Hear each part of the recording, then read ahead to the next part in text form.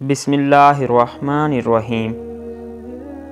دنیا کی تاریخ میں ایسے بہت سارے بادشاہ اور فرعون گزرے ہیں جن کو ان کی بادشاہت اور دولت کے نشے نے مغرور بنا دیا اور وہ تکبر میں آ کر خدائی کا دعویٰ کر بیٹھے۔ یہ بدبخت لوگ اپنے بے شمار مال و دولت اور بادشاہت کے نشے میں بدمست ہو کر اللہ تبارک و تعالیٰ کی وحدانیت کو للکارنے لگے اور معاذ اللہ خدائی کا دعویٰ کر بیٹھے۔ اس کے باوجود بھی اللہ تبارک و تعالیٰ نے ان کی طرف بے شمار انبیاء کرام کو مبعوث فرمایا اور ان کو ہدایت کی طرف بلایا، لیکن یہ بدبخت لوگ اپنی سرکشی اور انا پر اڑے رہے اور اللہ تبارک و تعالیٰ کی وحدانیت کا انکار کرتے رہے۔ پھر جب یہ لوگ قابل ہدایت نہ رہے تو اللہ تبارک و تعالیٰ نے ان بدبخت لوگوں کو عبرت کا نشان بنایا اور ان لوگوں کو تباہ و برباد کر دیا اور ان لوگوں کے نام و نشان کو صفحۂ ہستی سے مٹا دیا۔ اللہ تبارک و تعالیٰ نے ان جھوٹے خدائی کے دعوے داروں کو ایسی عبرتناک موت دی کہ آج بھی لوگ ان سے عبرت حاصل کرتے ہیں۔ پیارے دوستو، خدائی کا دعویٰ کرنے والے بدبختوں میں سے ایک بدبخت شداد بھی تھا جس نے اللہ تبارک و تعالیٰ کی وحدانیت کو للکارا اور سرکش اور نافرمان ہو گیا۔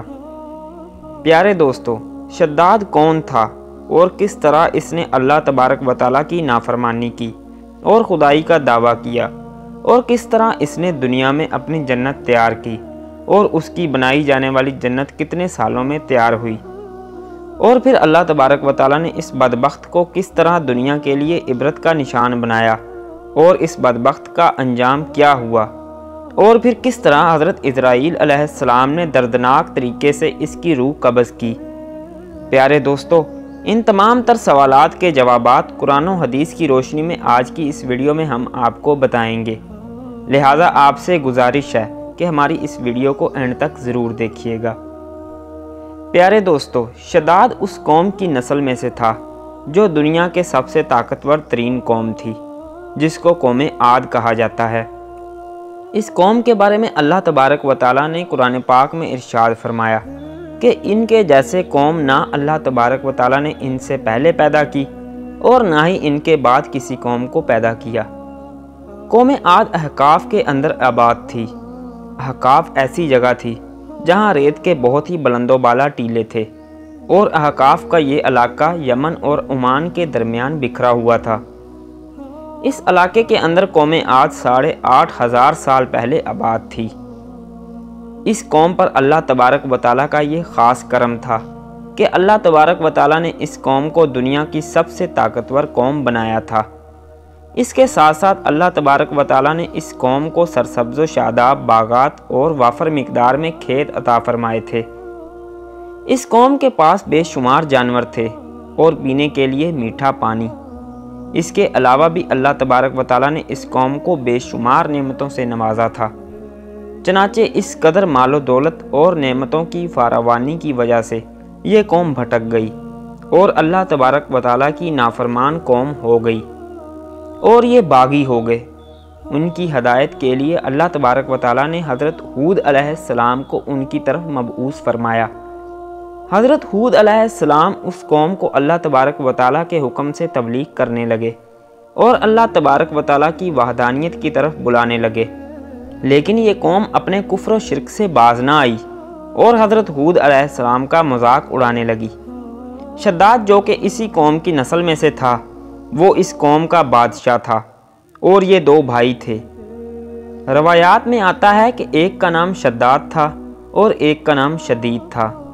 شدید پہلے بادشاہ بنا اور وہ فوت ہو گیا۔ اس کے فوت ہو جانے کے بعد شداد نے حکومت سنبھالی اور اس طرح یہ دنیا کی سب سے طاقتور قوم عاد کا بادشاہ بن گیا۔ پیارے دوستو، شداد ایک وسیع و عریض سلطنت کا بادشاہ تھا۔ شداد کی یہ بادشاہت یمن سے لے کر عراق تک اور بعض روایات کے مطابق ایران تک پھیلی ہوئی تھی۔ شداد نے اپنی طاقت کے زور پر بڑے بڑے بادشاہوں کو اپنے زیر کر لیا تھا۔ چنانچہ اس بدبخت کو حضرت ہود علیہ السلام نے سمجھانے کی بہت کوشش کی، لیکن اس کا دل بھی بند تھا۔ چنانچہ جب حضرت ہود علیہ السلام نے شداد کو اللہ تبارک و تعالیٰ کی وحدانیت کی طرف بلایا اور ایک خدا کی عبادت کرنے کا حکم دیا، تو اس وقت شداد اور حضرت ہود علیہ السلام کے درمیان ایک زبردست مکالمہ ہوا، جس کے نتیجے میں شداد نے حضرت ہود علیہ السلام سے پوچھا کہ اگر میں اللہ تبارک و تعالیٰ پر ایمان لے آؤں تو مجھے کیا حاصل ہوگا؟ تو اس وقت حضرت ہود علیہ السلام نے شداد سے فرمایا کہ تم پر جنت حلال ہو جائے گی۔ جنت کا نام سنتے ہی شداد حضرت ہود علیہ السلام سے پوچھنے لگا کہ یہ جنت کیا ہے؟ تو حضرت ہود علیہ السلام نے شداد کو جنت کا نقشہ بتایا اور جنت کی نعمتوں کے بارے میں شداد کو بتایا۔ حضرت ہود علیہ السلام کی یہ بات سن کر شداد مسکرانے لگا اور حضرت ہود علیہ السلام کو دیکھ کر کہنے لگا کہ یہ کون سی بڑی بات ہے، ایسی جنت تو میں بھی تیار کر سکتا ہوں۔ حضرت ہود علیہ السلام نے شداد کو اس کے اس کفر و شرک سے روکنے کی بہت کوشش کی، لیکن یہ بدبخت باز نہ آیا۔ چنانچہ اس وقت شداد نے اپنی سلطنت کے بہت بڑے کاریگروں کو اکٹھا کیا اور احقاف میں لمبی اور چوڑی جنت بنانے کا کام شروع کروا دیا۔ چنانچہ شداد کی تیار ہونے والی اس جنت میں سونے اور چاندی کی اینٹیں لگائی گئی اور جواہرات بھی لٹکائے گئے۔ اس بدبخت شداد نے اپنی اس بنائی جانے والی جنت میں شہد، دودھ اور پانی کی نہریں بھی رواں کر دیں اور دنیا جہاں کے خوبصورت درخت، پودے اور پھول بھی لگوا دیے اور اس جنت کو طرح طرح کے جواہرات سے مزین کر دیا۔ قوم عاد چونکہ پہلے ہی بلند و بالا پہاڑوں کو تراش کر محلات بنانے کے اندر ماہر تھی اور شداد کی سلطنت میں تو یہ فن عروج پر تھا، چنانچہ ریت کے ان بلند و بالا ٹیلوں پر بہت بڑے بڑے ستون کھڑے کر دیے گئے اور ان بلند ستونوں پر بڑی بڑی سونے اور چاندی کی عمارتیں بنا دی گئیں۔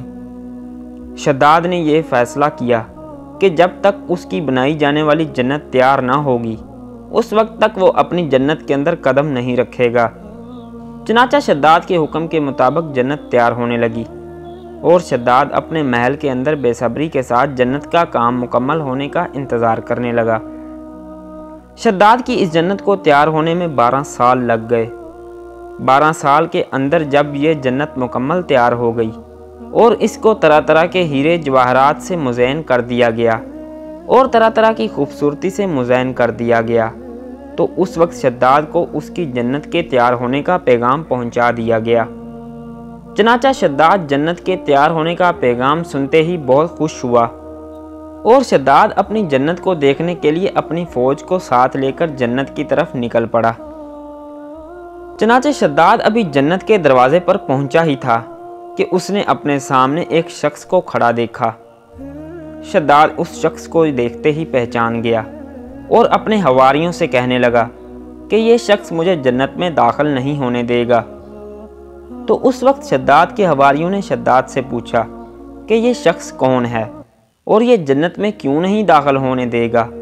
تو اس وقت شداد نے اپنے حواریوں سے کہا کہ یہ حضرت عزرائیل علیہ السلام ہیں جو کہ میری روح قبض کرنے آئے ہیں اور یہ مجھے جنت میں داخل نہیں ہونے دیں گے۔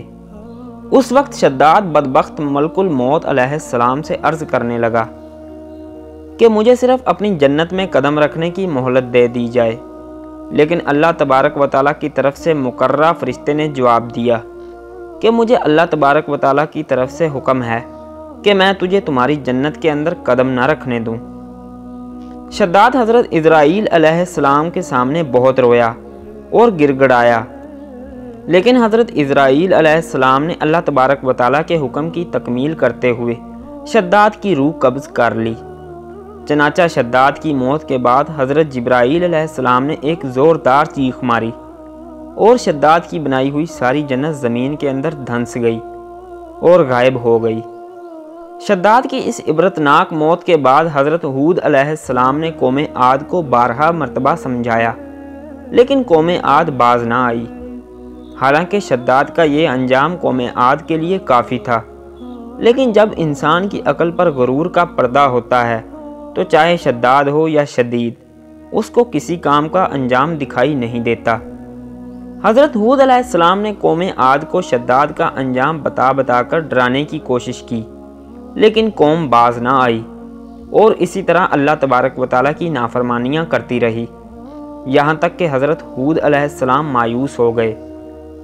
اس وقت جب قوم عاد قابل ہدایت نہ رہی تو اللہ تبارک و تعالیٰ نے حضرت ہود علیہ السلام کو حکم دیا کہ وہ اپنے ساتھیوں کو لے کر اس علاقے سے چلے جائیں۔ اللہ تبارک و تعالیٰ کا یہ حکم پاتے ہی حضرت ہود علیہ السلام نے اس وقت آخری مرتبہ اپنی قوم کو سمجھانے کی کوشش کی، لیکن وہ لوگ پھر بھی باز نہ آئے، تو حضرت ہود علیہ السلام اپنے ساتھیوں کو لے کر اس علاقے سے روانہ ہو گئے۔ چنانچہ ان کے جانے کے بعد اللہ تبارک و تعالیٰ نے قوم عاد پر خوفناک آندھیاں مسلط کر دیں۔ اللہ تبارک و تعالیٰ کی طرف سے آنے والی وہ خوفناک آندھیاں اور طوفان 7 راتیں اور 8 دن تک چلتی رہیں، یہاں تک کہ وہ پوری قوم اپنے بلند ستونوں اور سونے اور چاندی کی عمارتوں سمیت زمین کے اندر دھنسا دیے گئے اور غرق کر دیے گئے۔ اور اللہ تبارک و تعالیٰ نے اس قوم پر اس قدر دردناک عذاب نازل فرمایا کہ اس قوم کا نام و نشان تک نہ رہا۔ جس وادی کے اندر بڑے بڑے بلند و بالا محلات تھے، وہ تمام کی تمام وادی ایک ریت کے صحرا کے اندر تبدیل ہو گئی۔ قوم عاد کے اس علاقے کو اللہ تبارک و تعالیٰ نے اس طرح زمین کے اندر غرق کر دیا کہ وہاں پر صرف اور صرف ریت کے ٹیلے باقی بچے اور کسی بھی چیز کا نام و نشان نہ بچا۔ پیارے دوستو، اس طرح اللہ تبارک و تعالیٰ نے شداد اور اس کی قوم کا عبرتناک انجام کیا اور ان لوگوں کو صفحہ ہستی سے مٹا دیا۔ اللہ تبارک و تعالیٰ سے دعا ہے کہ اللہ تبارک و تعالیٰ ہمیشہ اپنے حضور عاجزی اور انکساری کے ساتھ زندگی گزارنے کی توفیق عطا فرمائے اور حضور صلی اللہ علیہ وآلہ وسلم کے بتائے ہوئے راستے پر چلنے کی توفیق عطا فرمائے۔ آمین یا رب العالمین۔